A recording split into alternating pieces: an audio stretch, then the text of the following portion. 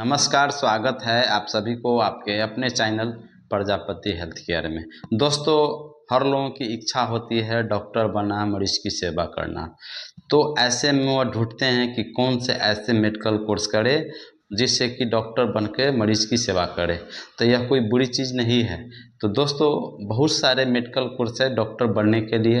तो आज मैं आपको इस चैनल के माध्यम से बीपीटी कोर्स कैसे करें, बीपीटी कोर्स करने के लिए शैक्षणिक योग्यता कितनी होनी चाहिए, है ना, उम्र सीमा कितनी होनी चाहिए और इसमें कुल कितने पैसे खर्च होते हैं। अगर आप सरकारी मेडिकल कॉलेज से अगर आप बीपीटी कोर्स करना चाहते हैं तो उनकी क्या एडमिशन प्रोसेस है, कितने खर्च आएंगे सरकारी कॉलेज से अगर आप बीपीटी कोर्स करते हैं, और प्राइवेट का क्या प्रक्रिया है। आइए हम जानते हैं पूरी फीस और उसके बारे में पूरी जानकारी पूरी डिटेल से। दोस्तों, बीपीटी कोर्स करने के बाद आप कहीं भी इंडिया के किसी भी जगहों पर, कोनों पर, किसी भी राज्यों में आप प्रैक्टिस कर सकते हैं। आप लोगों की चिकित्सा करके लोगों की दुख की निदान निकाल सकते हैं। तो बीपीटी कोर्स, बीपीटी का मतलब होता है बैचलर ऑफ फिजियोथेरेपी। यह कोर्स आपका 4.5 साल का होता है, ठीक है, जिसमें 4 साल आपको स्टडी कराए जाते हैं, 4 साल आपको इसमें पढ़ाई कराए जाते हैं और 6 मंथ का इंटर्नलशिप है। दोस्तों, इंटर्नलशिप क्या है? इंटर्नलशिप होता है जब 4 साल आप पढ़ाई करा देते हैं, कर लेते हैं, तो पढ़ाई कराने के बाद आपको प्रैक्टिकल कराया जाता है। आपको जो आपने पढ़ाई किया है, तो पढ़ाई के दौरान जो आपने सीखा है उसको प्रैक्टिकल के रूप में आपको उसमें अनुभव प्राप्त करते हैं, एक्सपीरियंस हासिल करते हैं। जैसे कि इंटर्नलशिप का पर्पज़ क्या है कि प्रैक्टिकल एक्सपोज का मतलब होता है प्रैक्टिकल प्राप्त करना, असली मरीजों पर असली इलाज क्या है, कैसे इलाज करें। जैसे कि उनको हड्डी की इलाज जो आपने पढ़ाई किया है तो कैसे करना है ना। बहुत सारी आपको जो प्रैक्टिकल थ्योरी के दौरान जो आपने पढ़ाई किया है उसी का प्रैक्टिकल होता है, जो कि 6 मंथ का इंटर्नलशिप होता है। तो प्रैक्टिकल एक्सपोज का मतलब ये होता है स्किल डेवलपमेंट। स्किल डेवलपमेंट का मतलब होता है कि आप किसी कम्युनिकेशन के साथ, है ना, मरीज की कैसे मैनेजमेंट करना है, उनकी चिकित्सा कैसे करना है, बहुत सारे इसके बारे में आपको बतलाया जाता है इंटर्नलशिप के दौरान।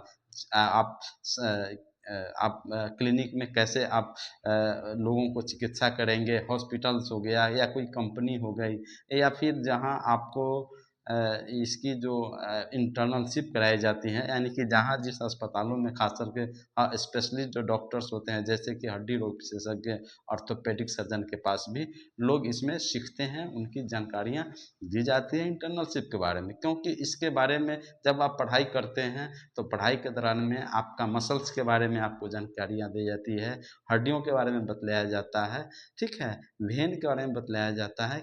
इस तरह से बहुत सारे मतलब आपको इसके बारे में रिहैबिलिटेशन के बारे में, एनाटॉमी के बारे में पढ़ाया जाता है, फिजियोलॉजी के बारे में पढ़ाया जाता है ना, बायोकेमिस्ट्री के बारे में पढ़ाया जाता है। इस तरह से एक्सरसाइज थेरेपी के बारे में पढ़ाया जाता है।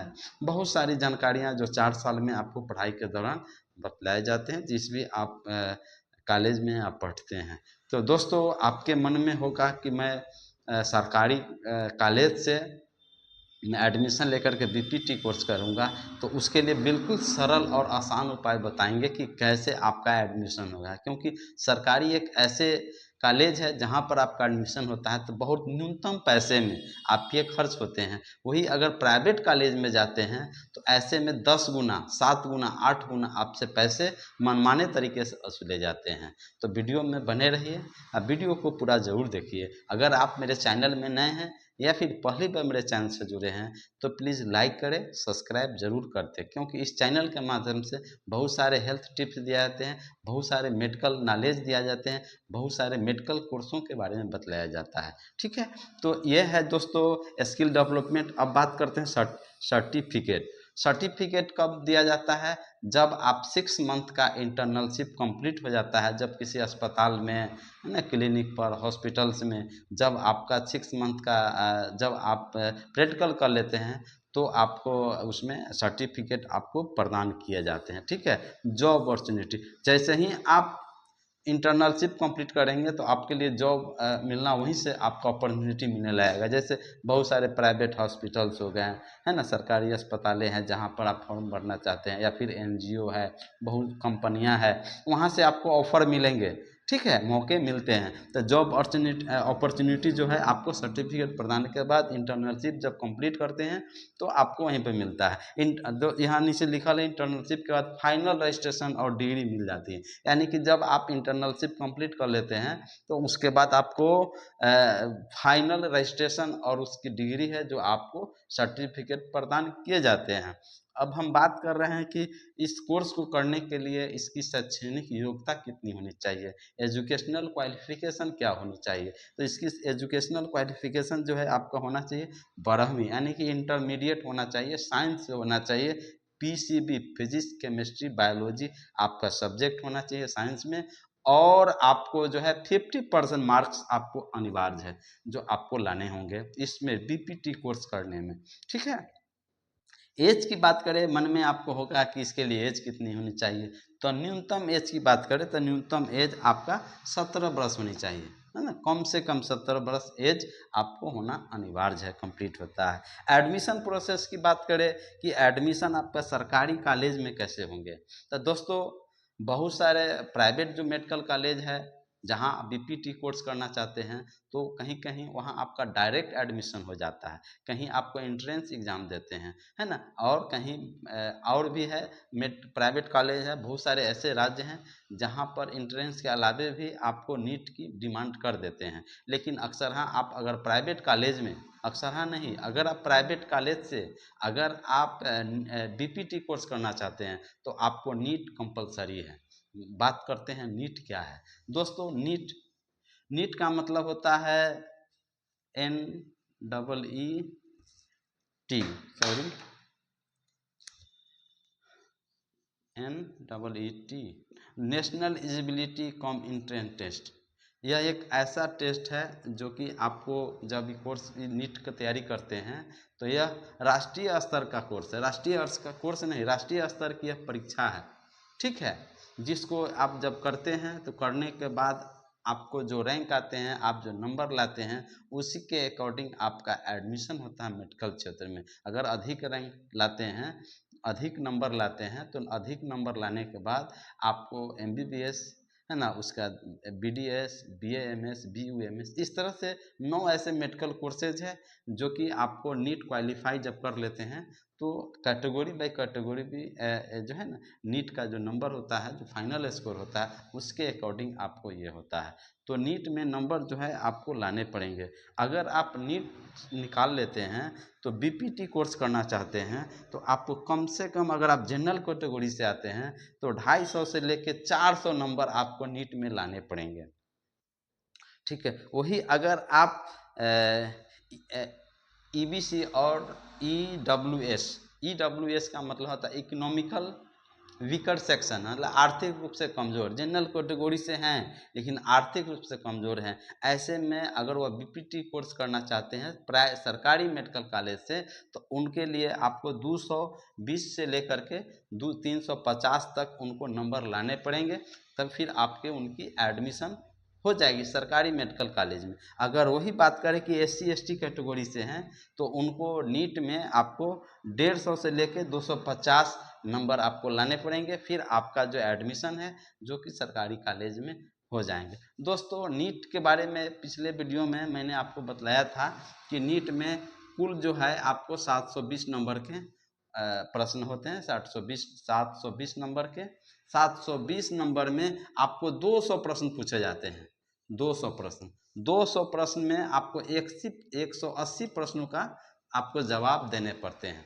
180 प्रश्न में आपको एक प्रश्न का उत्तर अगर सही देते हैं तो 4 नंबर दिए जाते हैं, अगर एक प्रश्न का जवाब अगर गलत देते हैं तो आपको 1 नंबर काट लिया जाए, निगेटिव मार्किंग है, दो सवालों का जवाब देंगे तो 2 नंबर कट जाएगा। इस तरह से अगर आप क्वेश्चन छोड़ देते हैं तो आपके नंबर नहीं काटेंगे, ठीक है, आपको 0, यानी कि आपको नंबर नहीं काटे जाएंगे। इस तरह से है, तो आपको नीट में क्वालिफाई करना पड़ता है। जब आप अधिक नंबर लाएंगे नीट में तो वहीं पर आपका मेरिट फाइनल जो आपका ये जो नीट का जो नंबर होता है, चूँकि नीट जब आप एग्ज़ाम देते हैं उसका देख रेख कौन करता है? एनटीए, नेशनल टेस्टिंग एजेंसी, चूँकि यह राष्ट्रीय स्तर का परीक्षा है, ठीक है। तो आप जब नंबर अधिक लाते हैं, उसी के आधार पर नीट में जब आप नंबर अधिक लाते हैं तो उसी के आधार पर रैंक और मेरिट लिस्ट तैयार होती है। जब काउंसलिंग होते है, इसके बाद जब काउंसलिंग होती है तो काउंसलिंग के दौरान ही आपको जो मेरिट लिस्ट बनते हैं, उसी के आधार पर आपका गवर्नमेंट जो मेडिकल कॉलेज है जो कि आपको नीट पढ़ना चाहते हैं तो आपका उसमें एडमिशन हो जाता है। अगर आप तो पैसा कितने खर्च होंगे सरकारी में? तो पैसा जो है आपका खर्च होता है 15,000 रुपया से लेकर के, ठीक है, 15,000 रुपया से लेकर के 60,000 रुपये पर ईयर से लगते हैं। हॉस्टल फी अलग से चार्ज लगते हैं, तो 10,000, 8,000, 5,000, 10,000, 15,000 अलग अलग जो है आपको देने पड़ते हैं, है ना, प्रति ईयर। यानी कि सरकारी से आपको 15,000 से लेकर के 60,000 पर ईयर खर्च आते हैं। वही अगर प्राइवेट में जाते हैं तो प्राइवेट में आपका जो खर्च होता है वह आपका खर्च 1 लाख से लेके 3 लाख रुपए तक आपको लग जाते हैं। तो आपने दोस्तों देखा ना कि कितना पैसे लगते हैं अगर आप सरकारी प्राइवेट से अगर आपका एडमिशन होता है तो अगर जैसे ही आप ये पूरा कर लेते हैं, जब आपकी पूरा हो जाती है कोर्स, इंटर्नलशिप होती है, इंटर्नलशिप के बाद 6 मंथ का इंटर्नलशिप के बाद आपको डिग्रियां दी जाती है ना, सर्टिफिकेट दिए जाते हैं, फिर आप इंडिया के किसी कोना में आप प्रैक्टिस कर सकते हैं। तो ये था दोस्तों बीपीटी कोर्स। उम्मीद करता हूँ कि आपने निश्चित ही बीपीटी कोर्स के बारे में समझा है, जाना है। वीडियो पसंद आता है तो आप लाइक करें, सब्सक्राइब करें और वीडियो को अधिक से अधिक शेयर करें। ठीक है दोस्तों, मिलते हैं अगले दिन, एक अच्छी हेल्थ नॉलेज लेकर के आऊँगा, मैं आपको जानकारियाँ दूँगा। तो वीडियो कैसा लगा कमेंट्स करके ज़रूर बताएं। आप लोग स्वस्थ रहे ऐसी हम कामना करते हैं। जय हिंद, जय भारत।